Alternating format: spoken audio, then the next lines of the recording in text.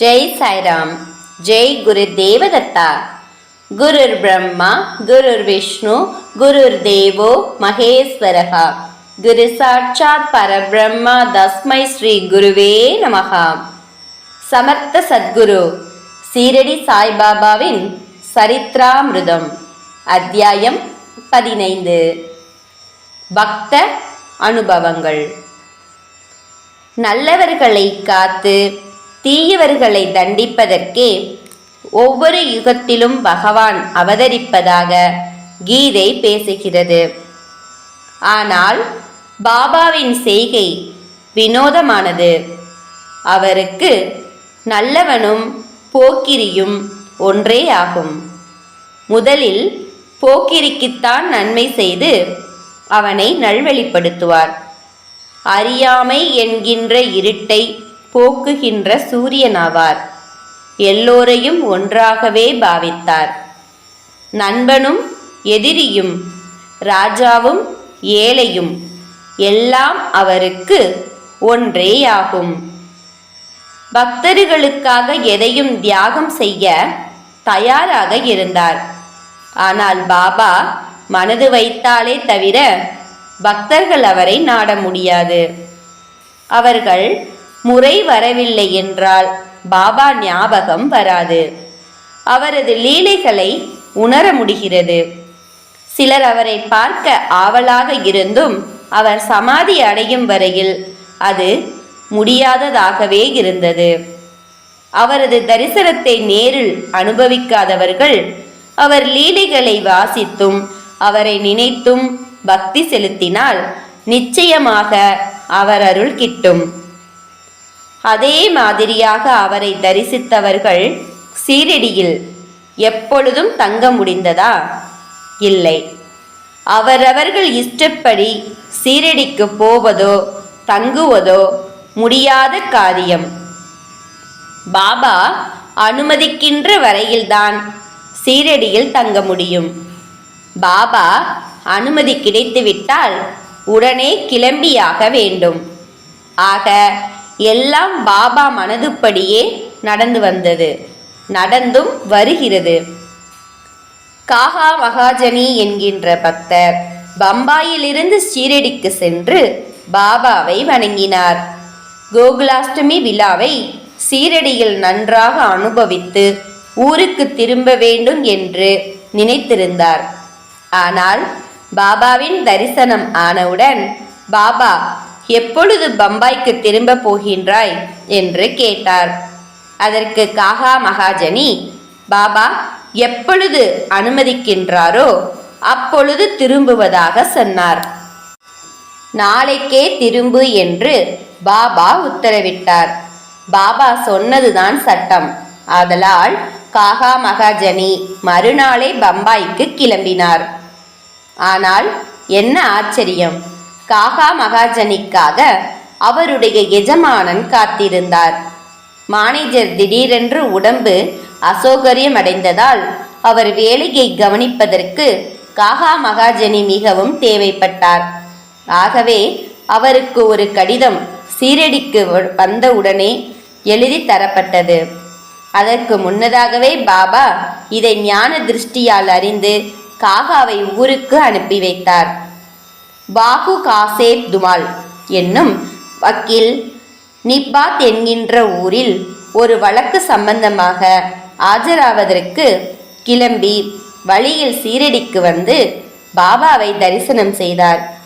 ஆனால் பாபா துமாலை நிப்பாத்துக்கு செல்ல விடாமல் தடுத்து நிறுத்தி வைத்தார். ஒரு வாரத்திற்கு மேலாக தங்கும்படி செய்தார். அப்பொழுது நிப்பாத்தில் மாஜிஸ்ட்ரேட்டுக்கு உடம்பு சரியில்லாமல் கோர்ட்டுக்கு வராமல் ஒரு வாரம் லீவு எடுத்தார்.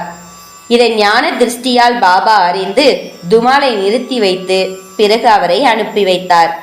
துமாலும் சுலபமாக கேஸை ஜெயித்தார்.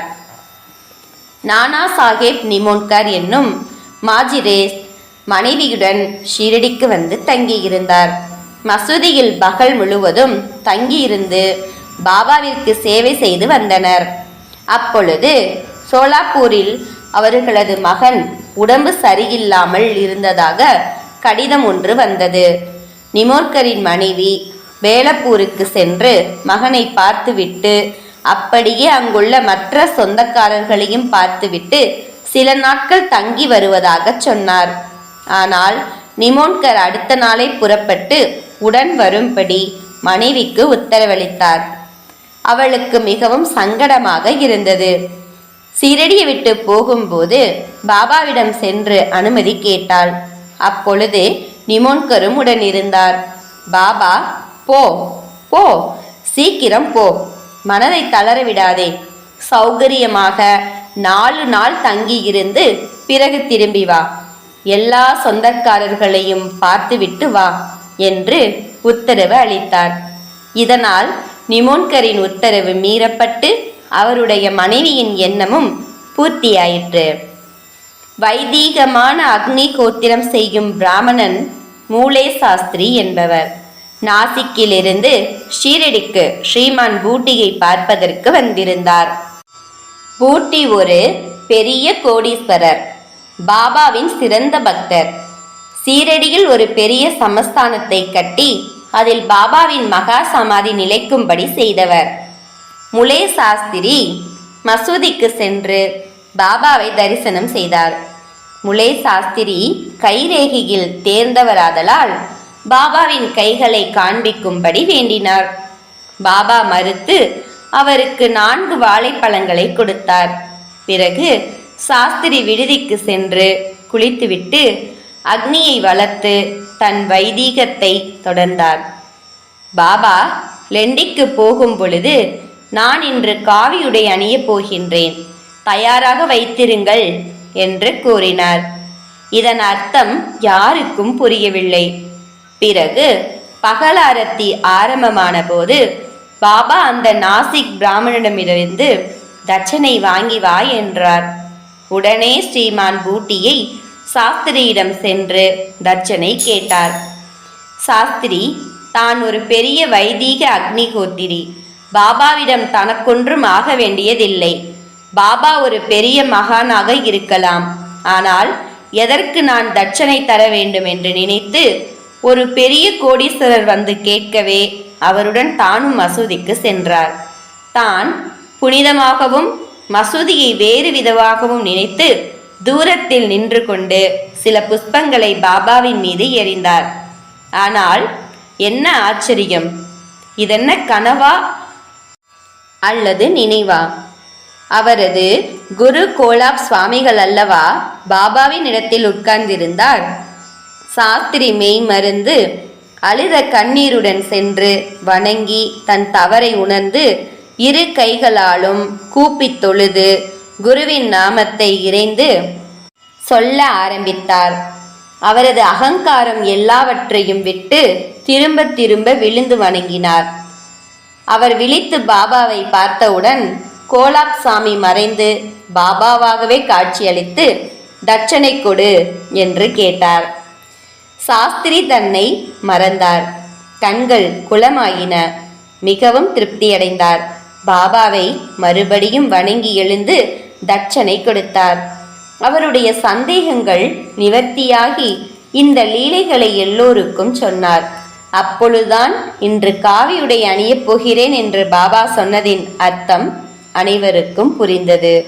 ஒரு ஆபீசர் தன்னுடன் அவர் நண்பரான டாக்டரை சீரடிக்கு வரும்படி கேட்டுக்கொண்டார்.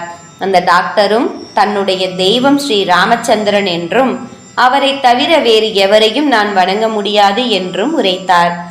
ஆபீசரும் ஆமோதித்து தன்னுடன் பொழுதுபோக்குக்காக சீரடிக்கு வந்தால் போதும் என்றும் பாபாவை வணங்க வேண்டாம் என்றும் சொல்லி அழைத்து வந்தார். மசூதிக்கு சென்றதும் டாக்டர் விரைந்து சென்று பாபாவை விழுந்து விழுந்து வணங்கினர். மெய் சிலிர்த்து கண்களில் தாரை தாரையாக நீர் பெருக பாபாவை உற்று நோக்கினார். பிறகு ஆபீசர் எப்படி அவரது பிரத்யக்கை கைவிட்டார் என்று வினவிய போது டாக்டர், ஆஹா, பாபா பிரத்யட்ச தெய்வம், என்னுடைய விருப்பத்திற்கு இணங்க ஸ்ரீ ராமச்சந்திரனாகவே எனக்கு காட்சியளித்தார். அவர் முகமதியர் அல்ல, அவர் ஒரு அவதார புருஷர் என்று பதில் உரைத்தார். அடுத்த நாள் டாக்டர் பாபா தன்னை கூப்பிட்டு அனுப்பி ஆசிர்வதித்தாலே தவிர மசூதிக்கு செல்வதில்லை என்று பிரதிஜை செய்து சாப்பிடாமல் 3 நாள் கழித்தார். ஆனால் 4வது நாள் அவருடைய உயிர் தோழன் கந்தோசியிலிருந்து ஷீரடிக்கு வந்ததால் அவருடன் மசூதிக்கு செல்ல வேண்டிய நிர்பந்தம் ஏற்பட்டது. பாபாவை வணங்கியவுடன் பாபா அவரை யாராவது வரச் சொன்னார்களா என்று வினவினர். டாக்டருக்கு மிகவும் வெட்கமாகிவிட்டது. அதே இரவு தூக்கத்தில் கனவில் பாபா அவரை ஆசீர்வதித்து ஆனந்தத்தை கொடுத்தார். இதே மாதிரி 15 நாட்கள் ஆனந்தத்தை அனுபவித்தார். ஆகவே பாபாவிடம் நம்பிக்கையோடு இருந்தால், அதனுடன் பொறுமையாகவும் இருந்தால் எதையும் சாதிக்கலாம். பாபா மிக முக்கியமான விஷயங்களை அடிக்கடி காகா சாஹிப் தீட்சித்தாரிடம் சொல்லி வந்தார். தீட்சித்தாரும் அவைகளை உடனே குறிப்பெடுத்து எழுதி வைத்தார். இதுவே பாபாவின் மகா சமாதிக்கு பிறகு வரிசையாக சாய்லீலா பத்திரிகையில் பிரசுரமாகி எல்லோருக்கும் நன்மைகளை உண்டு பண்ணியது. ஒரு நாள் பாபா தீட்சிதரை பார்த்து, வேப்ப மரத்தடியில் என்னுடைய குருவின் சமாதி உள்ளது. அங்கு ஒவ்வொரு வியாழக்கிழமையிலும் வெள்ளிக்கிழமையிலும் சுத்தம் செய்து மொழிகி கோலமிட்டு விளக்கேற்றுபவர்களுக்கு எல்லா நன்மைகளும் நான் அளிப்பேன் என்றார். குரு கடாட்சம் பரிபூர்ணம். இவ்வத்தியாயத்தின் உள்கருத்து: நான் பட்டினி இருந்தது இல்லை, மற்றவர்களையும் பட்டினி இருக்க அனுமதிப்பதில்லை. விரதம் இருப்பவன் மனது அமைதியாய் இருப்பதே இல்லை. பின்னர் அவன் எங்கனம் பரமாத்மத்தை அடைய முடியும்? வெறும் வயிற்றுடன் கடவுள் அறியப்பட மாட்டார். முதலில் ஆன்மா சாந்தப்பட வேண்டும். வயிற்றில் உணவின் ஈரம் இல்லையாயின் அவர்தம் புகழை எண்ணாவுடன் நான் இசைக்க முடியும்? கடவுளை எந்த கண்ணுடன் பார்க்க முடியும்?